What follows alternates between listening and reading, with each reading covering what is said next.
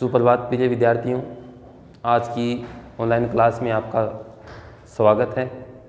हम अध्ययन कर रहे थे भारतीय संविधान का और उसके अंतर्गत बढ़ रहे थे मौलिक अधिकार। हमने सामान्यतः मौलिक अधिकारों का जो सामान्य परिचय है उनका अध्ययन कर लिया था, उनकी विशेषताओं का अध्ययन कर लिया था। अब हम आगे मौलिक अधिकार हैं, उनका क्या क्या उनकी आवश्यकता या क्या महत्व है उनके बारे में, और उसके पश्चात अपन भारतीय संविधान में जो मौलिक अधिकार हैं उनका अध्ययन विस्तृत रूप से करेंगे। तो मैं एक बार पुनः जो पीछे का जो वीडियो है उसको थोड़ा सा रिपीट कर देता हूँ। मौलिक अधिकारों के बारे में सामान्य जानकारी वो एक बार बोल करके बता देता हूँ कि भारतीय संविधान में मौलिक अधिकार हैं भाग 3 के अंतर्गत अनुच्छेद 12 से 35 तक का उल्लेख किया गया है, और इन मौलिक अधिकार हैं, इनके तहत भारतीय संविधान में इनको सम्मिलित करके एक अच्छी और नागरिकों की सुरक्षा की बात कही गई है। साथ ही साथ समानता है, ये समानता के कारक भी कहलाते हैं, समानता की स्थापित करने की बात कही गई है। विशेषाधिकारों को समाप्त करने के लिए कहा गया है। तो इन सभी का हमने अध्ययन किया था। साथ ही साथ हमने विश्व के अंतर्गत सबसे पहले मौलिक अधिकार हैं ब्रिटेन से शुरू किए गए थे। सन 1215 में वहाँ के सम्राट थे जॉन, और उनके द्वारा अपने संविधान में एक लिखित दस्तावेज़ों का मैग्ना कार्टा प्रस्तुत किया जाता है। उसके पश्चात देखें तो भारत की बात करें तो भारत के अंतर्गत भारत में सबसे पहले 1895 ईस्वी में बाल गंगाधर तिलक आते हैं, और वो अपने स्वराज्य विधेयक में अपने मौलिक अधिकारों को अपने देश के नागरिकों को प्रदान करने की बात कहते हैं। इसके अलावा हमने एक 2 प्रश्नों की बात की थी। अंतः आत्मा यानी संविधान की अंतः आत्मा कहा जाता है मौलिक अधिकारों को, और वो कहा है डॉक्टर भीमराव अंबेडकर ने। याद रखना, पिछले वीडियो में मैंने थोड़ा सा गलत बोल दिया था, एक अनुच्छेद था भीमराव अंबेडकर। तो अंतः आत्मा किसको कहा है? मौलिक अधिकारों को अंतः आत्मा कहा है किसने? डॉक्टर भीमराव अंबेडकर ने। अब देखो, एक था संविधान की आत्मा, यानी संविधान की आत्मा किसे कहा जाता है? तो संविधान की आत्मा किसे कहा जाता है? डायरेक्ट पूछा जाए संविधान की आत्मा, तो संविधान की आत्मा डायरेक्ट पूछा जाए आपको तो किसको बताना है? प्रस्तावना को बताना है। इसको प्रस्तावना को किसने कहा है? एम.वी. पायली और टी.एस. भार्गव ने। टी.एस. यानी ठाकुरदास भार्गव, इन दोनों के द्वारा भारतीय संविधान की प्रस्तावना को क्या कहा गया है? आत्मा, संविधान की आत्मा कहा गया है।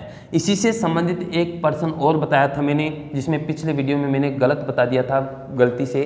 तो वो अनुच्छेद था 32। अनुच्छेद 32 को, आर्टिकल 32 है, अनुच्छेद 32 को संविधान की आत्मा, अनुच्छेद 32 है, इसको भी क्या कहा जाता है? संविधान की आत्मा कहा जाता है। अर्थात डॉक्टर भीमराव अंबेडकर हैं, अंबेडकर के द्वारा संविधान की आत्मा किसे कहा जाता है? तो अंबेडकर के द्वारा संविधान की आत्मा है वो अनुच्छेद 32 को संवैधानिक उपचारों के अधिकार को कहा जाता है। तो इसको थोड़ा सा करेक्शन कर लेना। तो ये 3 बातें महत्वपूर्ण हो गई। इसके अलावा अपन भारतीय संविधान में जो मूलतः मौलिक अधिकारों की बात करते हैं तो मूलतः 7 मौलिक अधिकारों का उल्लेख किया गया है। कितने? मूलतः, यानी मूल रूप से भारतीय संविधान का जब लिखा गया था भारतीय संविधान, उस समय 7 मौलिक अधिकार हैं भारतीय नागरिकों को प्रदान किए गए थे। लेकिन वर्तमान में एक अधिकार यहाँ से समाप्त कर दिया जाता है, अनुच्छेद 31 में आता है। अनुच्छेद 31 में संपत्ति का अधिकार का उल्लेख किया गया है। संपत्ति के अधिकार अनुच्छेद 31। भारत का एक संविधान संशोधन किया जाता है, 44वां संविधान संशोधन, 44वां संविधान संशोधन, और 44वां संविधान संशोधन होता है सन 1978 ईस्वी में। और 1978 में 44वें संविधान संशोधन के माध्यम से भारत में अनुच्छेद 31 को यहाँ से समाप्त करके, यानी इसको कानूनी अधिकार का दर्जा प्रदान कर दिया जाता है। कानूनी अधिकार। अब देखिए बात करें तो कानूनी अधिकार का दर्जा है अनुच्छेद 31 संपत्ति के अधिकार को किस अनुच्छेद के तहत प्रदान किया गया है। तो संविधान का एक अनुच्छेद जोड़ा जाता है 300 क, और इस 300 क अनुच्छेद के तहत संपत्ति के अधिकार को 44वें संविधान संशोधन के द्वारा हटा करके और यहाँ पर कानूनी अधिकार का दर्जा प्रदान कर दिया जाता है। तो ये हमने सामान्य जानकारी का अध्ययन किया था। अब अपन चलते हैं कि मूल अधिकार हैं, इनकी आवश्यकता क्यों पड़ी, क्या इनका महत्व है। तो मूल अधिकारों का महत्व की बात करें तो मूल अधिकार हैं वो मनुष्य के जीवन के लिए अत्यंत आवश्यक माने जाते हैं। तो मूल अधिकारों की आवश्यकता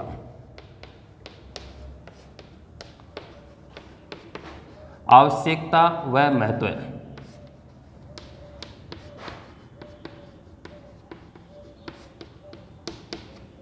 यानी मौलिक अधिकार हैं, इनकी भारतीय संविधान में नागरिकों को मौलिक अधिकार प्रदान करने के लिए आवश्यकता क्यों महसूस की गई, इसके अनेक कारण माने जाते हैं। तो सबसे पहला कारण है वो है प्रत्येक व्यक्ति को सुरक्षा प्रदान करना। यानी इसका सबसे महत्वपूर्ण कारण क्या है, क्या महत्व है, सोच करके भारतीय संविधान निर्माताओं ने भारतीय संविधान में मौलिक अधिकारों को समावेश किया।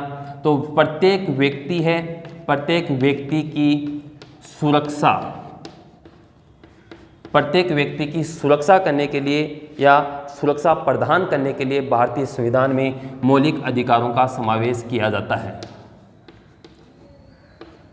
तो सबसे प्रमुख विशेषता मानी जाती है, महत्व माना जाता है, इनकी आवश्यकता महसूस की गई कि भारतीय संविधान है वो एक भारत में लोकतंत्रात्मक शासन व्यवस्था स्थापित की गई है और मूल अधिकार हैं वो लोकतंत्र की आधारशिला माने जाते हैं। क्या मानते हैं इसको, आधारशिला, यानी आधार स्तंभ माना जाता है। और इसी कारण आधारशिला होने के कारण भारतीय संविधान के अंतर्गत व्यक्ति के शारीरिक, मानसिक और नैतिक विकास की सुरक्षा करने हेतु भारतीय संविधान में किसका समावेश किया गया है, मौलिक अधिकारों का समावेश किया गया है। अर्थात प्रत्येक व्यक्ति जो भारत का प्रत्येक नागरिक है उसको सुरक्षा किस रूप में, मानसिक, शारीरिक और नैतिक, इन 3 प्रकार के विकास की सुरक्षा उनको प्रदान की जा सके, इसके लिए भारतीय संविधान में मौलिक अधिकारों का समावेश किया गया है। तो पहली विशेषता हो गई कि प्रत्येक व्यक्ति को सुरक्षा प्रदान करना, आधारशिला है लोकतंत्र की, मूल अधिकार, इस कारण से प्रत्येक व्यक्ति के शारीरिक, मानसिक और नैतिक विकास की जिम्मेदारी भारतीय संविधान के तहत, मौलिक अधिकारों के तहत इनको सुनिश्चित की गई है। अब दूसरी पढ़ते हैं अपन, वो है शासन की स्वेच्छाचारिता। यानी शासन का मतलब सरकार या शासन की स्वेच्छाचारिता, अर्थात अपनी इच्छा के अनुसार कार्य न कर सके, अर्थात मनमर्जी, तानाशाही स्थापित न कर सके। तो शासन की स्वेच्छाचारिता है उसके ऊपर रोक लगाने के लिए, स्वेच्छाचारिता पर रोक। यानी भारतीय संविधान में एक लोकतंत्रात्मक शासन है, भारत देश, यहाँ पर लोकतंत्रात्मक शासन व्यवस्था स्थापित की गई है और इसके तहत देखा जाए तो जनता द्वारा चुने हुए प्रतिनिधि हैं वो क्या करते हैं, शासन व्यवस्था स्थापित करते हैं, शासन संचालन करते हैं और वो अपने शासन के अधिकारों की शक्ति का, शासन के अधिकारों मतलब सत्ता है, अधिकारों की शक्ति, यानी भारतीय संविधान है इसके अंतर्गत जो सरकार चलाने वाले हैं वो शासन सत्ता में रहने वाले लोग हैं, वो अपने अधिकारों की शक्ति का और साथ ही साथ बहुमत के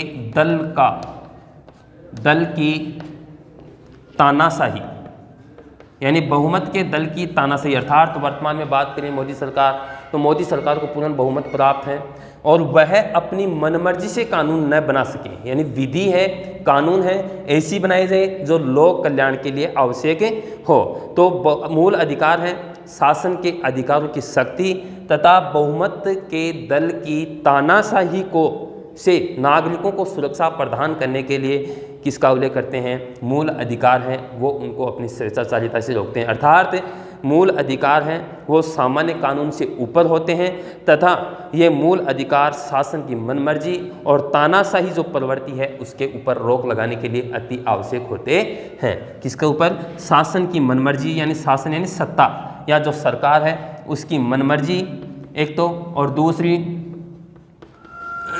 एक तो हो गई शासन की मनमर्जी और दूसरी है उनकी तानाशाही प्रवृत्ति तथा तानाशाही प्रवृत्ति पर रोक लगाने का कार्य करते हैं। तानाशाही की प्रवृत्ति, इन दोनों के ऊपर रोक लगाने के लिए भारतीय संविधान में किसको सम्मिलित किया जाता है? मौलिक अधिकारों का समावेश किया जाता है। तो इस प्रकार से दो विशेषताएं पूरी होती हैं। पहली, प्रत्येक व्यक्ति की सुरक्षा प्रदान करने का दायित्व हो गया। दूसरा है शासन की स्वेच्छाचारिता पर रोक लगाने के लिए। तीसरा है न्यायिक सुरक्षा। या न्यायिक सुरक्षा से क्या तात्पर्य है? यानी न्यायिक सुरक्षा यानी न्याय प्रदान करना। यदि किसी व्यक्ति के अधिकारों का हनन होता है, यदि किसी व्यक्ति के अधिकारों का हनन होता है तो ऐसी स्थिति में प्रत्येक व्यक्ति को न्यायालय का संरक्षण प्राप्त है। अर्थात यदि किसी भी व्यक्ति के अधिकारों का हनन हुआ तो ऐसी स्थिति में वह व्यक्ति क्या कर सकता है? न्यायालय में जा सकता है। अब देखो, न्यायालय में जाने का भी क्राइटेरिया होता है, एक क्षेत्र होता है और उसके तहत अपन देखें तो मूल अधिकारों के लिए व्यक्ति चाहे तो उच्च न्यायालय में और चाहे तो उच्चतम न्यायालय में, दोनों में जा सकता है। अर्थात सर्वोच्च न्यायालय में भी जा सकता है और उच्च न्यायालय में भी जा सकता है। यह हो गई तीन विशेषताएं। चौथी विशेषता अपन पढ़ते हैं लोकतंत्र के आधार स्तंभ। यानी मौलिक अधिकार हैं, मौलिक अधिकार लोकतंत्र के आधार स्तंभ माने जाते हैं। किसके? लोकतंत्र के आधार स्तंभ कैसे स्वीकार किए जाते हैं इसकी अपन चर्चा करते हैं। तो भारतीय संविधान में मौलिक अधिकार हैं उनको महत्व इसलिए दिया गया है कि ये लोकतंत्र के आधार स्तंभ होते हैं। यानी मूल अधिकारों के अभाव में, मौलिक अधिकारों के अभाव में एक लोकतंत्रात्मक जो शासन व्यवस्था है उसकी स्थापना कर पाना संभव नहीं है। यानी भारत कैसा देश है? लोकतंत्रात्मक शासन व्यवस्था वाला, लोकतंत्रात्मक शासन व्यवस्था वाला देश है। शासन व्यवस्था यानी यहाँ पर लोकतंत्र स्थापित किया गया है और यदि लोकतंत्रात्मक शासन व्यवस्था है उसमें यदि हमें लोकतंत्रात्मक शासन व्यवस्था को सुचारू रूप से आगे बढ़ाना है, ये यहाँ पर लोकतंत्रात्मक शासन व्यवस्था स्थापित करनी है, तो ऐसी स्थिति में मूल अधिकार होना आवश्यक है। यदि मूल अधिकार नहीं होंगे, प्रत्येक व्यक्ति को प्राप्त नहीं होंगे, तो ऐसी स्थिति में लोकतंत्रात्मक जो शासन व्यवस्था है उसकी स्थापना कर पाना संभव नहीं होगा। अतः भारतीय संविधान में इस बात को ध्यान में रख करके कि लोकतंत्र के ये आधार स्तंभ होते हैं मौलिक अधिकार, तो उनके कारण से भारतीय संविधान में इनको काफ़ी महत्व दिया गया है। इस कारण से भी इनको यहाँ पर समावेश किया गया है। अब देखो, यहाँ से प्रश्न पूछा जाए कि मौलिक अधिकारों को लोकतंत्र के आधार स्तंभ क्यों कहा जाता है? क्योंकि मौलिक अधिकारों के अभाव में लोकतंत्रात्मक शासन व्यवस्था का सुचारू रूप से संचालन नहीं किया जा सकता है या उसकी कल्पना नहीं की जा सकती है। इस कारण से मौलिक अधिकार हैं वो लोकतंत्र के आधार स्तंभ कहलाते हैं। 2 नंबर का प्रश्न यहाँ से पूछा जा सकता है। या फिर पूछा जा सकता है प्रत्येक व्यक्ति की सुरक्षा किस प्रकार से प्रदान करते हैं, या आपको पूछ ले कि मौलिक अधिकार हैं, मौलिक अधिकारों की आवश्यकता एवं महत्व को किन्हीं 2 बिंदुओं पर चर्चा कीजिए, 2 बिंदुओं का उल्लेख कीजिए। तो अलग अलग प्रकार से यह 4 नंबर का बड़ा प्रश्न भी पूछा जा सकता है।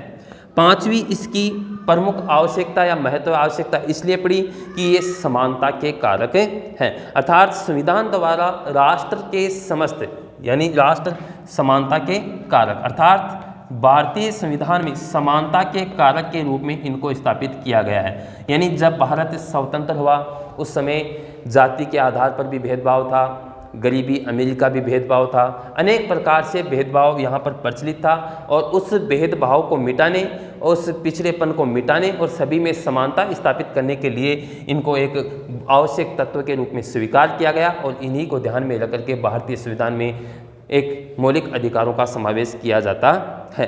तो संविधान द्वारा राष्ट्र के समस्त नागरिकों को मूल अधिकार प्रदान करके उनमें परस्पर समानता स्थापित करने की बात की गई है तथा विशेषाधिकार को समाप्त किया गया। विशेषाधिकारों से क्या तात्पर्य हुआ?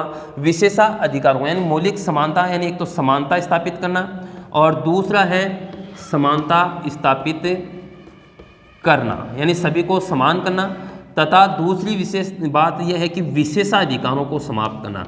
यानी विशेषाधिकारों से तात्पर्य है कोई भी गरीब अमीर नहीं है, कोई भी ऊंच नीच का भेदभाव नहीं रखेगा, किसी भी प्रकार का कोई भेदभाव नहीं होना चाहिए, अर्थात सभी को समान संरक्षण, सभी को समानता प्राप्त होनी चाहिए, चाहे वो अमीर हो, चाहे वो गरीब हो, चाहे वो किसी भी जाति का हो, किसी भी वर्ग का हो, चाहे उसका कहीं पर भी जन्म हुआ हो बाहर क्षेत्र में। तो इन विशेषाधिकारों को उनको क्या किया जाएगा? समाप्त करने के लिए और समानता स्थापित करने के उद्देश्य से भारतीय संविधान में मौलिक अधिकारों का समावेश किया गया है।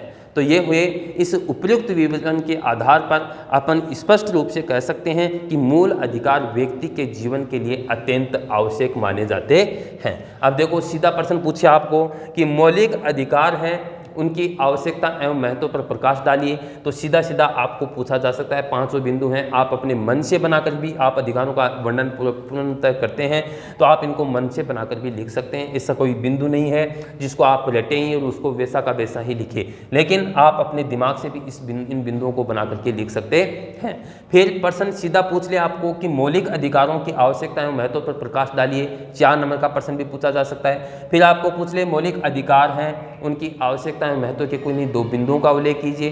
कैसे भी प्रश्न 4 नंबर 2 नंबर का पूछा जा सकता है, परंतु आपको इसके अंतर्गत कौन कौन से प्रश्न बनते हैं, जैसे मैंने अभी बताया कि लोकतंत्र के आधार स्तंभ क्यों कहा जाता है, ऐसे प्रश्न भी 1 नंबर का प्रश्न पूछा जा सकता है, 1 या 2 नंबर का, तो आपको ध्यान रखना है। साथ ही साथ इस बड़े वाले प्रश्न जो 4 नंबर का प्रश्न है, इसकी भाषा चेंज करके भी पूछा जा सकता है कि मूल अधिकार व्यक्ति के जीवन के लिए अत्यंत महत्वपूर्ण है, उक्त कथन को स्पष्ट कीजिए। यानी महत्वपूर्ण क्यों है, क्या कारण है कि मूल अधिकार भारतीय संविधान में सम्मिलित किए गए हैं। तो आवश्यकता एवं महत्व ही पूछा गया है, बात वही है, प्रश्न की भाषा चेंज की गई है, तो आप उस भाषा को थोड़ा ध्यान रखें। बस कठिनाई वहीं पर आती है जहाँ पर एक भाषा चेंज हो जाती है। अतः आपको इस प्रश्न को किसी भी प्रकार से पूछे तो आपको उसी प्रकार से उत्तर देना है। दूसरी बात, ये बहुत ही महत्वपूर्ण जो बिंदु है मूल अधिकारों की आवश्यकता और महत्व है, इसको काफ़ी प्रश्न आपके मौलिक अधिकारों से संबंधित जो समानता का, स्वतंत्रता का, शोषण के विरुद्ध अधिकार हैं, इन सभी से बार बार प्रश्न पूछे गए हैं, लेकिन बहुत दिनों से, बहुत पिछली बोर्ड एग्जाम में बहुत कम प्रश्न पूछा गया है, अतः इसका अब की बार काफ़ी ज़्यादा महत्व माना जाता है। इसलिए इस मौलिक अधिकारों की जो आवश्यकता और महत्व है, इस बिंदु को आप अच्छी तरीके से तैयार करें। तो ये हो गया मौलिक अधिकारों के 5 बिंदु हो गए। अब अपन चलते हैं भारतीय संविधान में मौलिक अधिकार, यानी अब अपने बिंदु आगे बिंदु की ओर बढ़ते हैं और वो है मौलिक अधिकार हैं भारतीय संविधान में कौन कौन से प्रदान किए गए हैं। तो भारतीय संविधान में मौलिक अधिकार, अपना बिंदु क्या हो गया? भारतीय संविधान में मौलिक अधिकार, भारतीय संविधान में मौलिक अधिकार,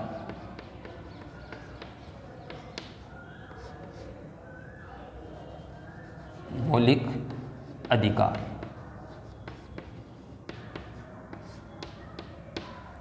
यानी भारतीय संविधान की बात करते हैं, हमने विश्व की पूरी बातों इनकी आवश्यकता है उन सभी का तो चर्चा कर ली, लेकिन अब अपन बात करते हैं कि भारतीय संविधान में कहाँ पर कितने कौन से अनुच्छेद से लेकर के कहाँ अनुच्छेद तक, कौन से अनुच्छेद से समानता का अधिकार चालू होता है, कहाँ पर समाप्त होता है, कहाँ से स्वतंत्रता का चलता है, कहाँ से समाप्त होता है, उन सभी का अपन उल्लेख करते हैं। तो भारतीय संविधान में मूलतः, याद रखना बहुत ही महत्वपूर्ण है, कई बार कंफ्यूज करने वाला है, मूलतः पूछा जाए तो मूलतः 7 मौलिक अधिकार प्रदान किए गए थे। कितने? 7 मौलिक अधिकार हैं वो प्रदान किए गए थे भारतीय संविधान में। लेकिन 44वें संविधान संशोधन 1978 के द्वारा, 44वां संविधान संशोधन यानी कॉन्स्टिट्यूशन अमेंडमेंट होता है, संविधान संशोधन 1978 द्वारा क्या कर दिया गया? द्वारा संपत्ति के अधिकार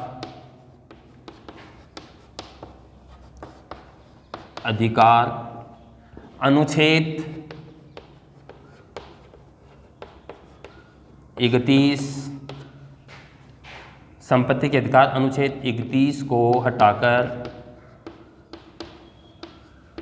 अनुच्छेद 300 के तहत, ध्यान रखना, अनुच्छेद 300 के तहत या क में कानूनी अधिकार बना दिया गया है।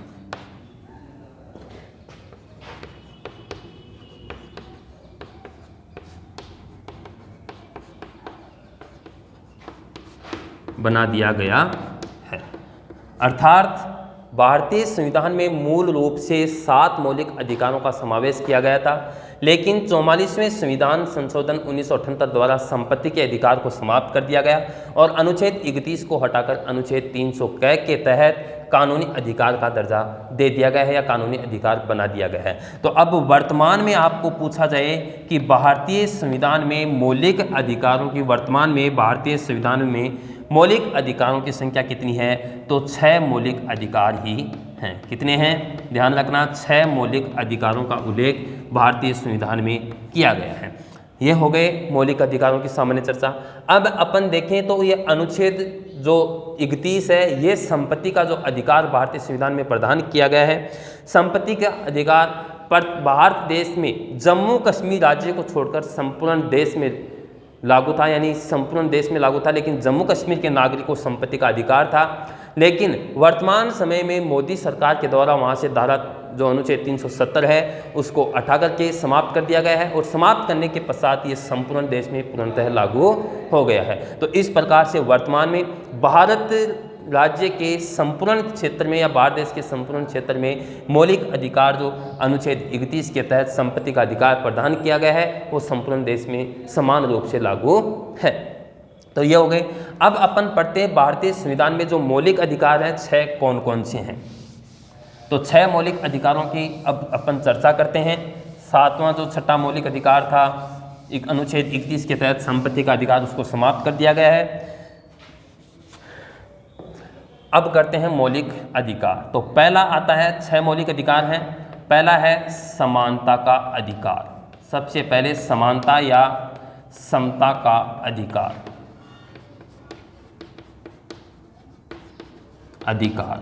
अनुच्छेद कहाँ से कहाँ तक है, ध्यान रखना, अनुच्छेद 14 से लेकर के 18 तक इसका उल्लेख किया गया है, समानता के अधिकार का उल्लेख किया गया है। दूसरा आता है अपना स्वतंत्रता का अधिकार। स्वतंत्रता का अधिकार, स्वतंत्रता का अधिकार अनुच्छेद कहाँ से कहाँ तक है, तो स्वतंत्रता का अधिकार है 14 से 18 तक तो हो गया समता का, और अनुच्छेद 19 से 22 तक, अनुच्छेद 19 से 22 तक किसका उल्लेख किया गया है, समानता के अधिकार का उल्लेख किया गया है। तीसरा आता है शोषण के विरुद्ध अधिकार। शोषण के विरुद्ध अधिकार, तो शोषण के विरुद्ध अधिकार हैं, अनुच्छेद आता है 23 व 24, 2 अनुच्छेद आ गए। फिर अपन चलते हैं धार्मिक स्वतंत्रता का अधिकार। चौथा है धार्मिक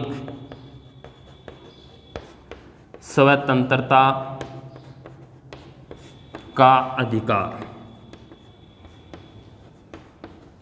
तो धार्मिक स्वतंत्रता का अधिकार है अनुच्छेद 25 से 28 तक में उल्लेख किया गया है धर्म के क्षेत्र में। और 5वां आता है वो कौन सा है, संस्कृति एवं शिक्षा का अधिकार। संस्कृति एवं शिक्षा का अधिकार कौन सा अनुच्छेद, अनुच्छेद 29 व 30 क्या प्रदान किया गया है? संस्कृति, अपनी संस्कृति और शिक्षा को बचाने का अधिकार। अब छठा आता है वो है अपना संवैधानिक उपचारों का अधिकार। संवैधानिक उपचारों का अधिकार, अनुच्छेद 32, ओनली 32। अब देखो 14 से लेकर के 18 और 19 से 22, 23 से 24, 25 से 28, 29, 30, 31 यहाँ पर नया है। तो अनुच्छेद 31 मैंने आपको बता दिया संपत्ति का अधिकार है। 44वें संविधान संशोधन 1978 के द्वारा इसको समाप्त करके अनुच्छेद 300 के तहत कानूनी अधिकार का दर्जा प्रदान कर दिया गया है। और अनुच्छेद 32 हो गया संवैधानिक उपचारों का अधिकार। तो ये है भारतीय संविधान में मौलिक अधिकार। अब देखो 14 से लेकर के 32 तक तो कंप्लीट हो गए, लेकिन 2 बच गए। कौन कौन से? अनुच्छेद 12 है और अनुच्छेद 13 है।